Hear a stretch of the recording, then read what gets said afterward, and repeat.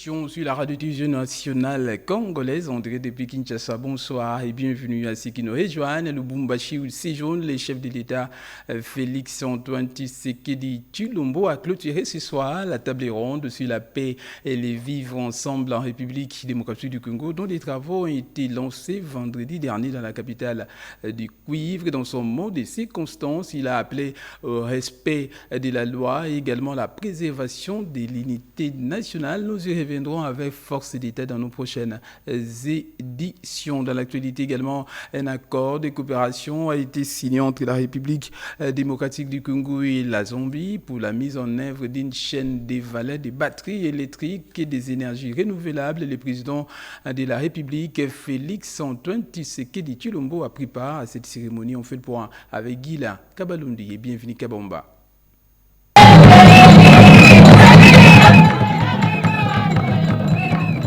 Entre la Zambie et la République démocratique du Congo, c'est l'histoire d'une relation vieille de plusieurs décennies.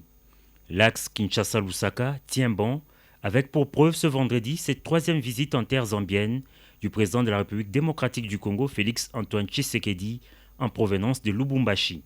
Accompagné de la distinguée première dame, le chef de l'État congolais a été accueilli à l'aéroport international Kenneth Kaunda par le ministre zambien des Affaires étrangères à la tête d'un comité d'accueil constitué d'officiels congolais et zambiens. Après les honneurs militaires, le cortège présidentiel a pris la direction du centre de conférence Mulungushi, où le président de la République a été accueilli par son homologue zambien.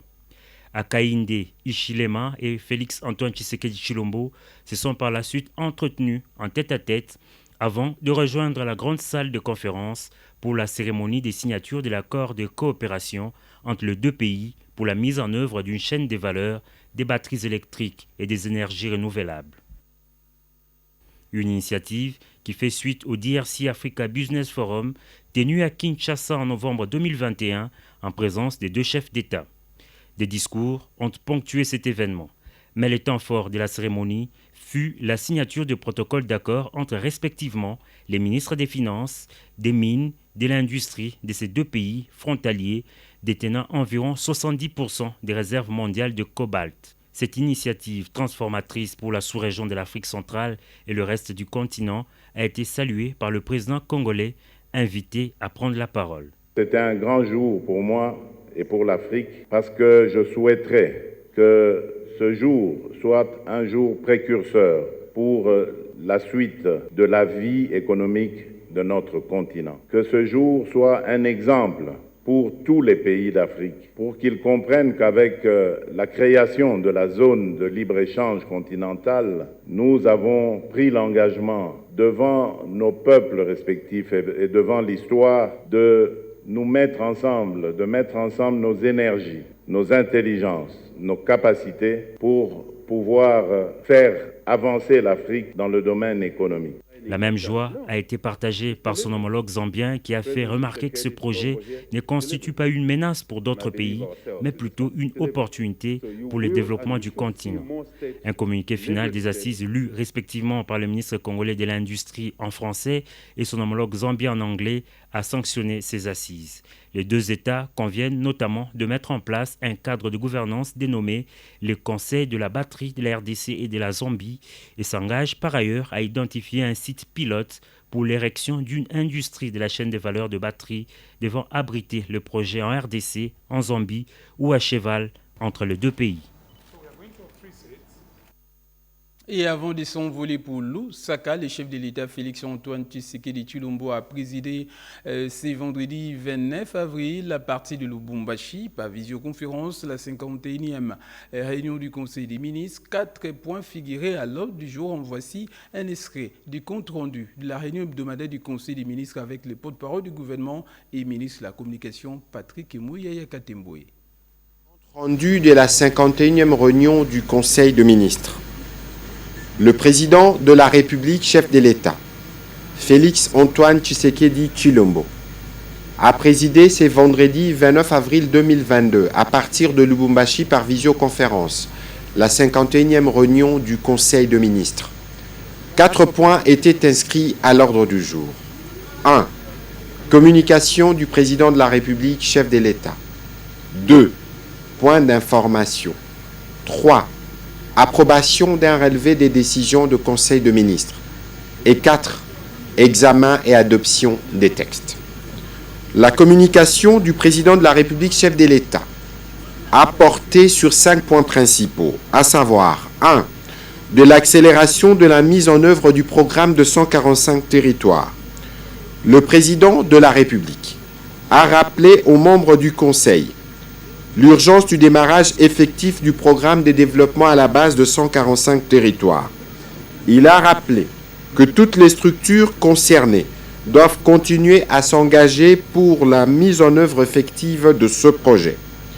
À ces jours, les agences d'exécution qui ont été sélectionnées et qui ont reçu la première tranche de ce qui leur est dû sont invitées à finaliser les différentes études des différents projets afin de procéder au lancement des appels d'offres des travaux et services.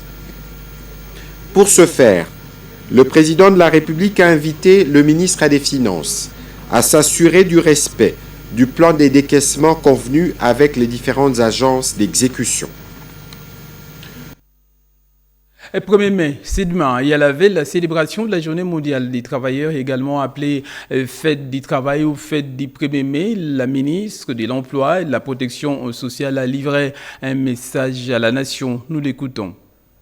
Ce dimanche 1er mai 2022, nous allons nous associer à tous les travailleurs du monde entier pour commémorer ces jours où les travailleurs sont tombés sous les balles de la police pour avoir réclamé au 19e siècle à Chicago, aux États-Unis, l'amélioration de leurs conditions de travail.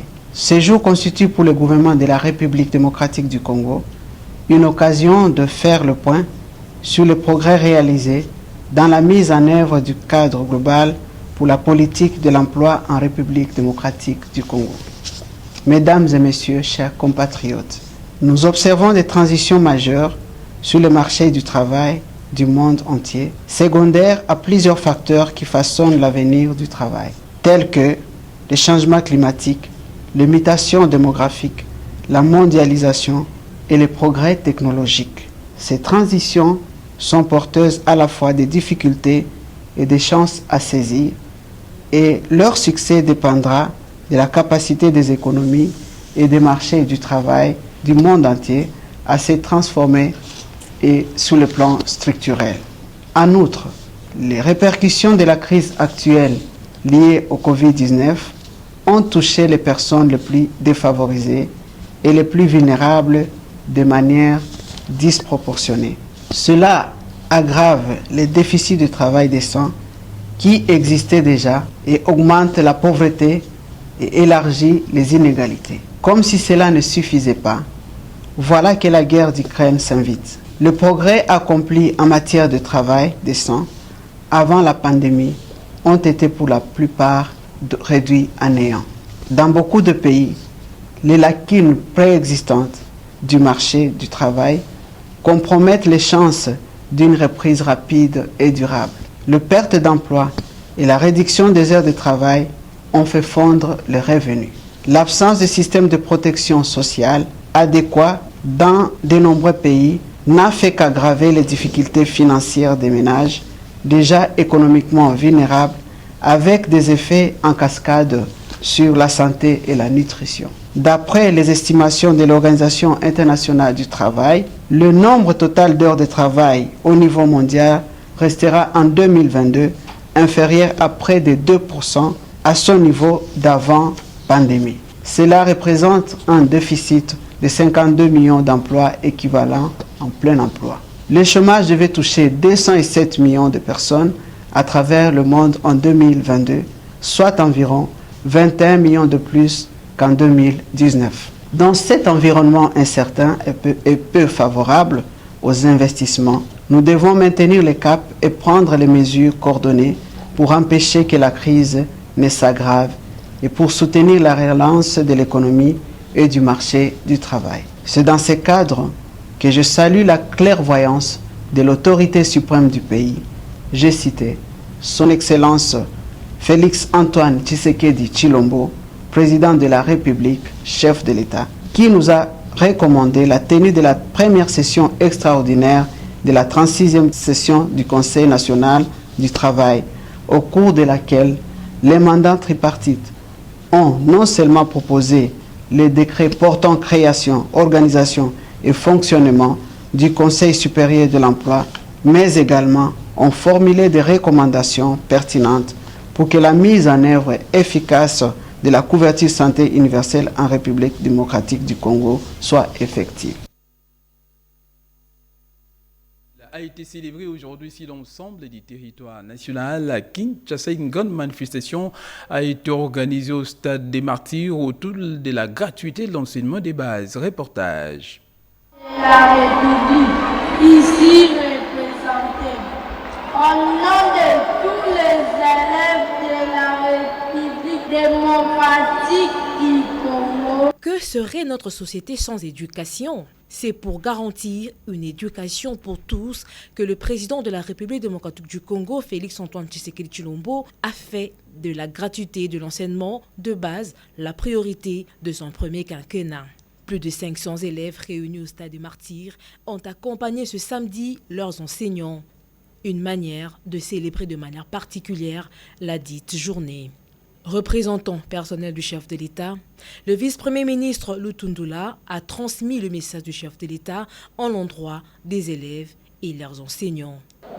Comme l'a toujours déclaré le chef de l'État, Monsieur le Président de la République, depuis le début de son mandat, à la tête de notre République, l'éducation, la formation des jeunes, ainsi que la préparation à leurs responsabilités futures ont toujours constitué pour lui et tout le gouvernement de la République une tâche sacrée. La journée est une occasion idéale pour reconnaître à sa juste valeur la vocation portée par les professionnels de l'ACRE. Le chef de l'État avait ordonné la mise en œuvre de la gratuité de l'enseignement primaire dans les établissements publics conformément à l'article 43. Le chef de l'État a voulu honorer les métiers d'enseignant, au-delà du fait qu'il l'avait déjà fait par la gratuité qui a été rendue effective par lui-même, mais il a voulu aussi en ce jour manifester une fois de plus que l'éducation est au centre de son quinquennat.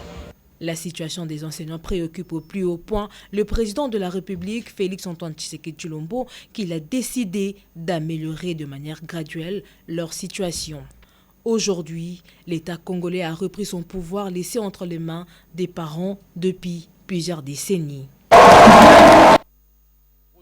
La célébration de la journée nationale de l'enseignement célébrée ce samedi 30 avril, les forces vives ont salué à l'unanimité la gratuité de l'enseignement des bases en République démocratique du Congo. Reportage. Journée nationale de l'enseignement. La République démocratique du Congo, après plusieurs années, vient de sortir la tête de l'eau. De l'enseignement entièrement soutenu par les parents à l'enseignement gratuit, soutenu par les pouvoirs publics. Les partis de l'unité nationale, PANU, du vice-ministre du budget, Élisée Bokoumouana Maposo, parlent d'une réussite. La gratuité, aujourd'hui, nous pouvons dire que c'est une réussite et c'est une réalité parfaite que actuellement, par la vision du chef de l'État, Félix-Antoine Tshisekedi Tshilombo, la gratuité de l'enseignement a été vraiment parfaite et que nos enfants, dans le fin fond de la République, dans les provinces, dans les territoires et dans le village, étudient dans de très bonnes conditions grâce à cette génie du chef de l'État. Aujourd'hui, nous pouvons dire que les élèves doivent rester sereins parce que la gratuité a ramené assez des élèves qui n'étudiaient plus avant. Et aujourd'hui, nous avons des millions d'élèves qui sont actuellement dans les salles de classe en train de suivre la matière dans les très bonnes conditions. Et tout ça grâce au chef de l'État. Grâce à la gratuité, disposition constitutionnelle portée par le chef de l'État, Félix-Antoine Tshisekedi, l'école a repris tout son sens.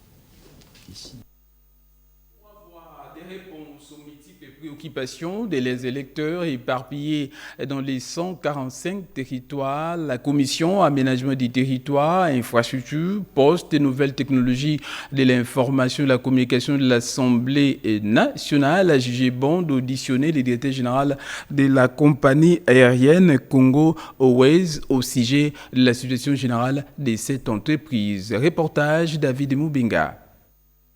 Cette audition portait essentiellement sur le partenariat entre Congo Airways et Kenya Airways, le conflit Congo Airways et le ministère des Transports, la dotation du gouvernement, l'acquisition des avions, la location des avions, ainsi que la situation générale de la compagnie nationale Congo Airways.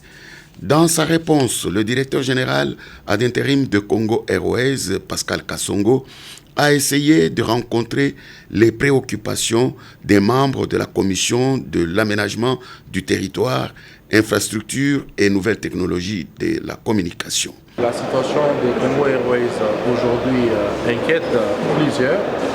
Le DG nous a amené un document où j'ai estimé qu'il y a eu beaucoup de légèreté. Il a voulu aborder cette question avec beaucoup de légèreté.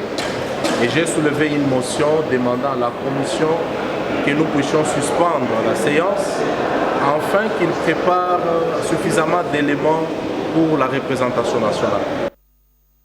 Et dans l'actualité également, le ministre de la Santé publique sera dans les tout prochains jours au Parlement pour répondre à une question orale avec débat déposé au bureau de la Chambre basse du Parlement par les députés nationaux de Moamba. L'honorable Daniel Safou au sujet des recettes réalisées et générées par les services nationaux de l'hygiène aux frontières. Reportage.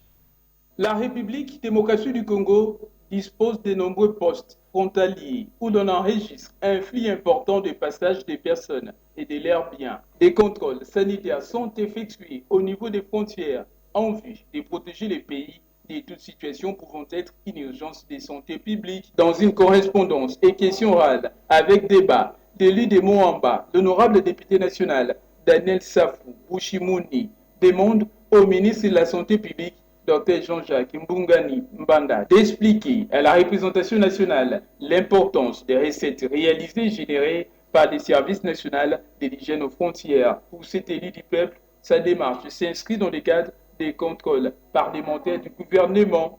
Ce pays a beaucoup de sources de revenus qui sont ignorées et mal contrôlées. Il existe les services nationaux d'hygiène aux frontières qui perçoivent les taxes et redevances sur les conteneurs de 20 à 40 pieds à l'importation. Nous voulons savoir où vont ces recettes. Cette initiative parlementaire de l'honorable député national Daniel Safou Bouchimouni connaîtra un traitement approprié et adapté conformément au règlement intérieur de la Chambre basse du Parlement. Le ministre de la Communication et Médias Patrick Mouyaya Katembo a visité la station provinciale à RTNC au Katanga, question de s'imprégner du fonctionnement de cet établissement public dans cette partie du territoire national. Un reportage. C'est une visite pleine d'espoir pour le personnel de la RTNC au Katanga que le ministre de la Communication et des Médias et porte-parole du gouvernement de la République a effectué ce jeudi 28 avril 2022 dans les installations de la RTNC Lubumbashi, sous la guidance du directeur général de la RTNC, Béli de Bunga, qui avait à ses côtés le directeur provincial Basile Sengandalamba. Le ministre Patrick Mouyaya a été successivement dans les salles de montage et des émetteurs, à la technique et au studio radio, ainsi qu'au plateau de la télévision. Partout où il est passé, il s'est imprégné des véritables problèmes techniques que rencontrent les agents et cadres de la RTNC au Katanga, problèmes qui nécessitent des solutions à court, à moyen et à long terme. Cela dans le but d'améliorer les conditions de vie et de travail des journalistes, des techniciens et des agents administratifs, en face à face avec le personnel. Le numéro 1 des tutelles dans le domaine de la communication et des médias en RDC a reçu à ce sujet un mémorandum de la part de la délégation syndicale provinciale dans lequel toutes les revendications sont exprimées en détail. Vétusté des bâtiments et du matériel, la non-connexion de la RTNC Lubumbashi sur les bouquets StarTime, la non-affiliation à la CNSS, ainsi que l'épineuse question de la redevance audiovisuelle, pour ne citer que ces cas-là. En réponse, le ministre de la Communication et des Médias, Patrick Mouyaya, a pris à bras le corps toutes ces doléances, car, a-t-il souligné, le chef de l'État, Félix Antoine Tshisekedi Tshilombo, par le biais du gouvernement Sama Lukonde, fait sienne toutes ces préoccupations à résoudre dans un délai raisonnable. Et en mission de travail à Lubumbashi, le directeur général intérimaire de la RTNC, Robert Bunga, a eu une séance de travail avec les cadres et agents de la direction provinciale de la RTNC au Katanga. Reportage. Recréer une ambiance de travail et un climat de paix au sein de la radio-télévision nationale congolaise sur l'ensemble du territoire national, telle est parmi d'autres la mission que s'est fixée le directeur général d'intérim de la RTNC, Belide Bunga. Il l'a dit ce vendredi 29 avril aux agents et cadres de la RTNC Katanga où il séjourne en mission officielle. C'était au cours d'une rencontre avec ces derniers, laquelle a eu lieu à la direction provinciale en présence du numéro 1 de cette station, Basile Senganda Lamba, les membres du comité de direction et la délégation syndicale de la RTNC Katanga, conduite par son président Tony Mutung. Le directeur provincial de la RTNC Katanga a d'entrée de jeu procédé à une brève présentation de l'organigramme de cette station, cela avant d'inviter le directeur général à s'adresser aux agents et cadres. La sous-direction de l'audiovisuel compte 6 chefs de service et 21 chefs de section. Elle pose aussi un problème de la section des réalisations. L'occasion était donnée au directeur général de la RTNC de faire un parcours clair sur plusieurs questions qui touchent le bon fonctionnement de cette chaîne en province. Belide Bunga a présenté les piliers de son plan d'action, lequel gravite notamment autour de la restauration de la paix et de l'unité, ainsi que de l'assainissement de l'environnement. Les commentaires que nous avons fait après et tout ce qui s'ensuit, cette station ne mérite pas d'être à ce niveau. En tant que deuxième ville du pays, deuxième force économique du pays, et avoir une telle station provinciale, je crois que le ministre en avait presque les larmes aux yeux. Ce n'est pas normal. Des explications claires et nettes ont été données au sujet de la redevance, l'élévation en grade, le renouvellement de l'outil de travail. Et il s'est tenu à Kinshasa, plus précisément à l'IEC Gombe, une matinée d'échange autour de l'application du système licence master doctorat. On fait le point avec Edith Chala. En marge de la célébration de la Journée nationale de l'enseignement, le secrétaire général de l'enseignement supérieur et universitaire, par l'entremise de sa direction des activités culturelles, a organisé une grande conférence débat dans l'amphithéâtre de l'ISP Gombe. Promis à prendre la parole, la directrice générale de l'Institut supérieur pédagogique de la Gombe s'est dit honorée du choix porté sur son établissement pour l'organisation de cette grande activité. Le secrétaire général, organisateur de cette grande activité, a commencé son propos par saluer l'engagement du président de la République dans la résolution des problèmes du secteur de l'enseignement supérieur et universitaire. Il a par la même occasion rappelé la nécessité de l'organisation des activités culturelles dans les établissements d'enseignement supérieur et universitaire. Pour Delindi Bukapuku, cette activité revêt une grande importance dans la mesure où il fallait également aborder les questions relatives aux différentes réformes du secteur de l'enseignement supérieur et universitaire. Il a salué l'engagement du ministre dans la matérialisation de la vision du président de la République. L'organisation de cette matinée, comme je l'ai souligné dans mon introduction, vise d'abord à familiariser la communauté universitaire ici présente avec le niveau de la mise en œuvre des réformes du secteur dont le système LMD dans les établissements de l'enseignement supérieur et universitaire. À cette activité, Jérémy Moussoubao Bikungu, conseiller administratif au ministère de l'Enseignement supérieur et universitaire, qui représentait le ministre, a vanté l'instauration du système LMD dans l'enseignement supérieur et universitaire. À la fin de la cérémonie, les agents et cadres de l'administration centrale ont remis un cadeau au ministre de l'Enseignement supérieur et universitaire. Je vous amène à Bouta, chef-lieu de la province de Bazoulé, où a eu lieu un atelier de formation sur l'actualisation de la cartographie opérationnelle de la CENI. Reportage.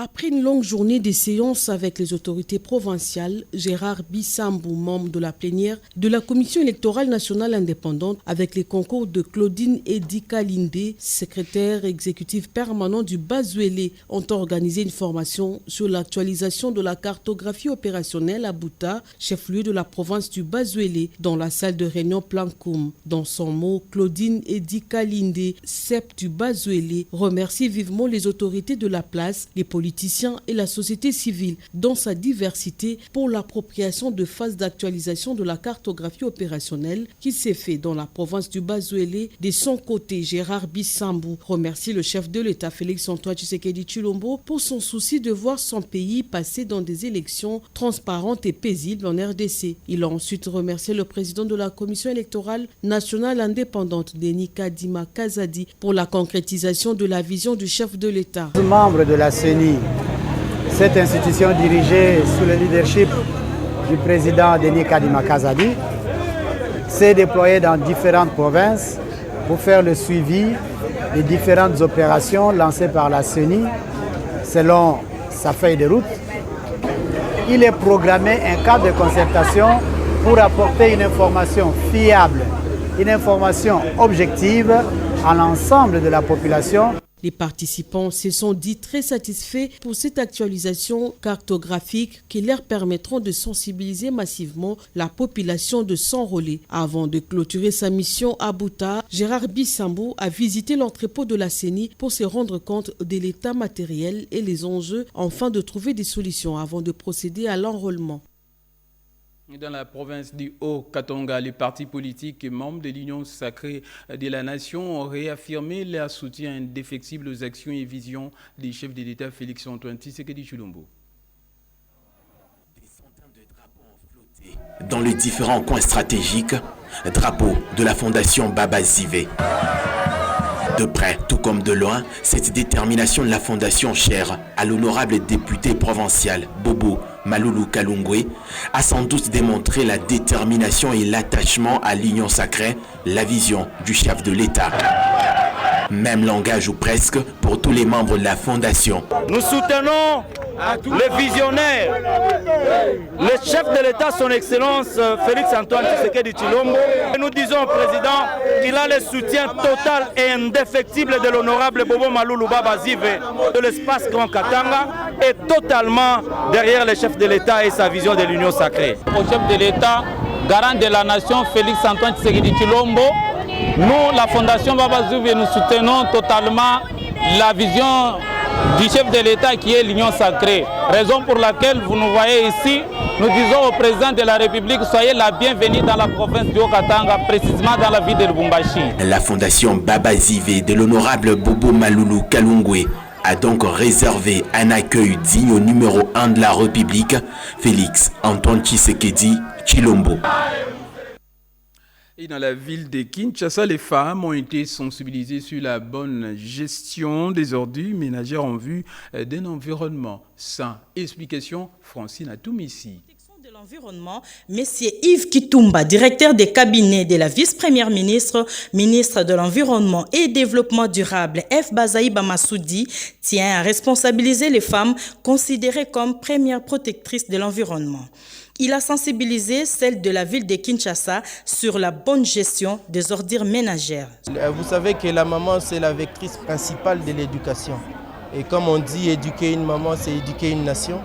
Aujourd'hui, nous avons centralisé notre message politique auprès des mamans pour que ça soit répertorié. Le peuple congolais a utilisé à bon escient notre terre, a utilisé notre environnement à bon escient pour essayer de garder et de sauver la planète. Pour soutenir l'action de ces femmes pour un environnement salubre, Yves Kitumba leur a remis de poubelles en sachet et en plastique pour y jeter les ordures, également de pagnes à chacune de ces femmes. La cérémonie de remise de ces matériels s'est déroulée dans la salle Assanef d'Elingwala ce samedi 30 avril 2022. Et l'on vient maintenant à l'anesthésie péridurale qui réduit les douleurs pendant l'accouchement. Comment et quand l'utiliser? Des spécialistes en la matière interrogés nous expliquent cela dans ce reportage signé Cédric Kilina. Du dos au troisième vertèbre jusqu'au pied, l'anesthésie péridurale aide à réduire les douleurs lors des contractions pendant l'accouchement. Cette technique permet d'injecter à travers un cathéter qui est placé dans le dos de la patiente des produits qui sont des anesthésiques locaux. Ça veut dire que ces produits-là entrent en contact local avec les nerfs qui s'occupent de la transmission de la douleur. Ainsi, cette technique permettra de réduire l'influx nerveux de la douleur liée à la contraction pour permettre à la femme qui est en train d'accoucher de pousser son enfant, de vivre un accouchement sans trop de douleur.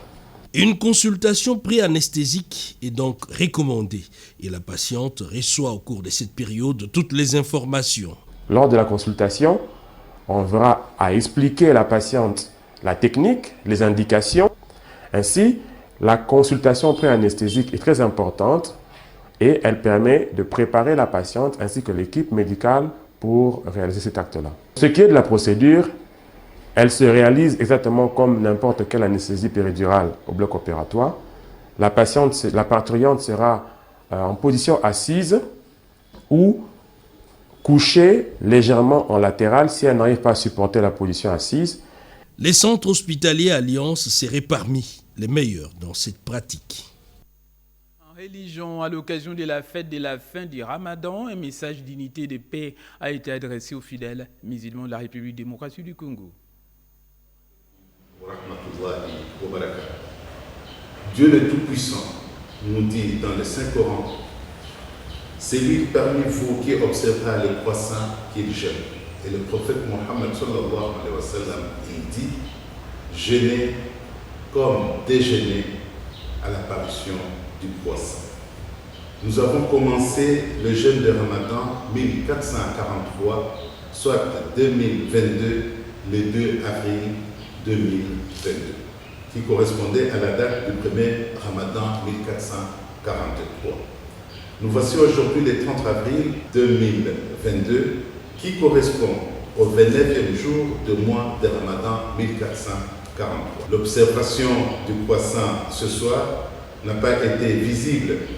De ce fait, le mois sera complété à 30 jours de jeûne. Que signifie tout simplement que la journée du 1er mai fera le 30e jour du jeûne de Ramadan, 1443. Et le 2 mai 2022 sera le 1er Shawwal 1443, jour de la fête de rupture. La prière de la fête de rupture et de Al-Fitr sera organisée dans le territoire national selon les dispositions prises par le Conseil de chaque entité islamique. En écho à cette fête de la fin du Ramadan, différentes mosquées de la capitale ont bénéficié des vivres secs et non-vivres. Reportage Blandino Vingana. À la veille de la fin du mois sacré des Ramadans, consacré au pardon, à la miséricorde de Dieu et au partage avec le pauvre, un don en vivres composé essentiellement du riz, du sucre et du semoule a été distribué dans différentes mosquées de la capitale. Il s'agit notamment de la mosquée Al-Foura de Kitambo, de la mosquée Isoke située dans la commune de Kinshasa et de la mosquée Cheikh Hamdan à Lingwala, pour ne citer que celle-là. Ce geste de partage a été consenti par la fondation de Sa Majesté Mohamed VI des oulémas africains, section RDC, dirigée à Kinshasa par l'imam Cheikh Abdallah Mangala Louaba. L'idéal est d'aider les fidèles musulmans démunis à rompre leur jeûne en toute sérénité selon l'islam. Lors de cette tournée, un seul message a été capitalisé, c'est celui de l'unité des fidèles musulmans tout au long de la période des Ramadans. Oui, le message que je peux donner aux musulmans qui ont jeûné pendant ces mois de Ramadan, c'est d'emboîter aussi les pas de la fondation. Vous savez que c'est le mois de la générosité, c'est le mois où le prophète Mohammed nous a promis qu'Allah subhanahu wa ta'ala, celui qui gêne en comptant sur la récompense d'Allah subhanahu wa ta'ala, Allah va lui pardonner ses péchés. Et donc, dans ce mois ici, les musulmans, nous venons de passer presque tout un mois c'est comme une formation spirituelle pour un musulman. Et là, nous demandons aux musulmans vraiment de changer. Les musulmans doivent être unis dans ces pays et partout dans le monde. Cette fondation, créée par Sa Majesté le roi du Maroc, Mohamed VI, regroupe 32 pays africains au nombre desquels figure la République démocratique du Congo. Merci à tous ceux qui nous ont suivis partout dans le monde. Merci également à toute l'équipe technique et la rédaction avec nous, René Ngwangou, Joël Piangou, Alain Sodi ainsi qu'Henri Alimassi, grâce à qui nous avons pu vous informer. Restez avec nous pour plus d'informations. Nous nous reverrons.